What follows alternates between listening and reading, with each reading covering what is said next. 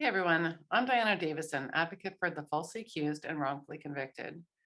I work at a law firm, and as such, a lot of things cross my path that I otherwise would have seen much, much later. And I want to talk today about a bill being proposed in Canada to make something called coercive control crime in the criminal code. Now, this is not unique to Canada. And the founder of the idea of coercive control is a dude named Evan Stark, and it was conceptualized back in around 2006, 2007. I'll get to that in a moment. But there is currently a bill, and I've got the report from our House of Commons printed out here, that is trying to connect coercive control, the concept of it, to the current pandemic.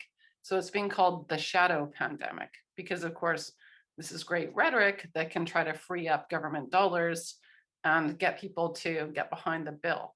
So there's a couple of things about coercive control that you need to understand.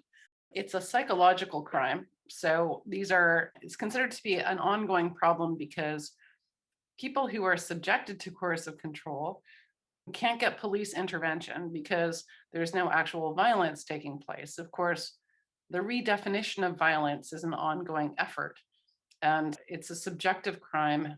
There is currently a crime that's subjective, like criminal harassment or stalking, that somebody claiming to be a victim of this particular crime has to have a reasonable subjective fear. Now, reasonable tends to be one of the problems that the alleged victim, the complainant in the case, has to prove that the fear that they had was subjectively valid. And so this, of course, is a problem for women's advocates in which a woman's subjective experience of the world is questioned and they have to be subjected to cross-examination. So the people designing this bill in Canada, and I know that there's currently legislation and it's illegal, it's a crime in the UK. And I haven't done a lot of research on how that's been playing out in the UK, but certainly this is not just a Canadian thing. And like I said, it's a concept that started back in 2007. So it's nothing new. But the two big problems that were identified in this particular report were that they thought that women might be inadvertently charged with coercive control because these types of tactics like gaslighting and manipulation and psychological control and psychological abuse are things that women are completely capable of, and they can't claim it has anything to do with size. Therefore, men are always the perpetrators because they're larger than women. This is something that's sort of in the domain of women who are experts at relational aggression and psychological harms like coercive control. So one of the big concerns in this study was that women would end up being charged if it was made a crime. And the other concern was articulated quite well by a lawyer who is the current director for a group called the Women's Legal Education and Action Fund. And she was a witness in the House of Commons. And I'm just going to read her speech, that the most important part at the end about her biggest concerns. So this person, her name is Megan Stevens. And in her speech to the House of Commons, she said, "Finally, as someone who spent more than a decade working as a Crown prosecutor before joining LEAF, I think there would be significant challenges associated with the prosecution of coercive control. I am especially concerned about the potential impact of prosecutions on complainants. As drafted, the offense requires proof both that the accused actions could reasonably be expected to have a significant impact on the victim, meaning that it was objectively reasonable to have that impact, and that they have in fact had such an impact, meaning that complainants will need to give evidence about how they have been affected by the conduct." Imagine that.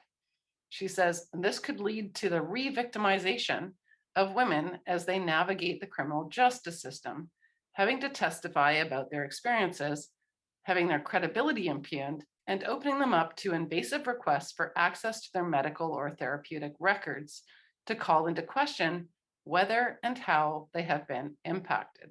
So this is a great example of the current problems involving our approaches to domestic violence accusations and sexual assault charges. And if it was to come into law, the coercive control thing is that The people driving this legislation want to somehow create a system in which a complainant doesn't have to actually engage in the legal system. They don't have to be they don't have to testify, they don't have to be cross-examined, they don't actually have to prove their allegation, is essentially what that says. So this is a lawyer who's very ingrained in the process of creating legislation and not just upholding it, because the Women's Legal Education and Action Fund promotes their concepts about what equality are and all these other things. They do that in the appellate courts, and they're highly successful. The most successful intervener, probably aside from the language rights people, but this has been going on for decades, that they've been creating these networks with people so that they're in the process already at the creation stage of the legislation. And then what I've seen in other legislation I've looked up is they guarantee the legislators that when it comes under constitutional challenge, that they will be there as interveners to try and uphold it. So unconstitutional legislation gets passed all the time now. And unfortunately, when that happens, it takes like sometimes a decade before the legislation has a successful constitutional challenge. In the meantime, a bunch of people get prosecuted under it, and they get incarcerated on wrongful convictions because the burden of proof is being lowered and complainants are being protected. But when I say that, as much as feminists want to say that they advocate for the rights of everybody, and if it weren't for them, that men wouldn't even be considered to be possible rape victims, and so they're helping men too.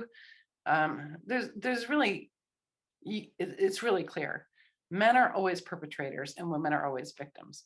And so the biggest concern, aside from what I just read to you, is also that women are going to be prosecuted if this is made into a crime. And so they have to figure out a way to word the legislation to prevent women from accidentally being found guilty of coercive control.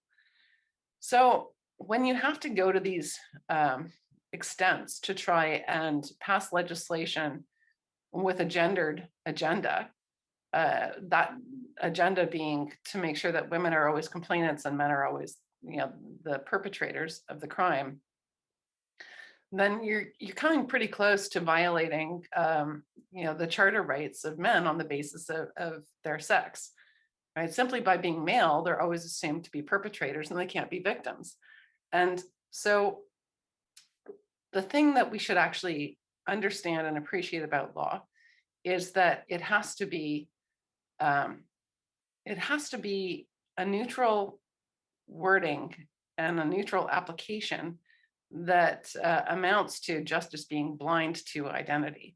And this is obviously an ongoing problem with our whole society becoming based on identity right now. So I don't know how we're going to possibly mesh those values together and still maintain democratic societies that that have a sense of actual justice without discrimination.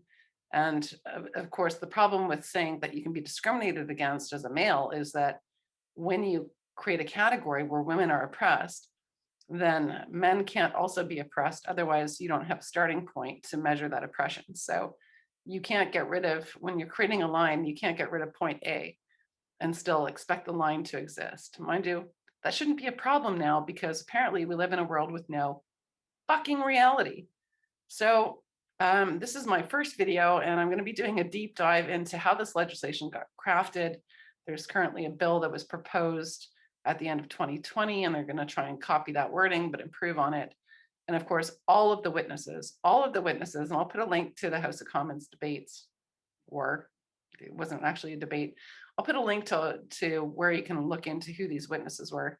Every single one of them was a women's advocate. There were no neutral witnesses representing the legal system, like the Criminal Lawyers Association. All of the crafting of the bill is being designed to say, we're champions of women and we care about women. And this is why this type of legislation ends up being passed, because once it gets to the House of Commons for an open vote, anybody who votes against it will be, deemed to be, a woman hater of some sort. So we really need to look closely at how these things are crafted, why they're crafted, and how many people who would self-define as feminists disagree with this type of advocacy, because you really don't have to give up the label of feminist, even though I'm not fond of it. You don't have to give up the label of feminist just because you disagree with somebody's politics.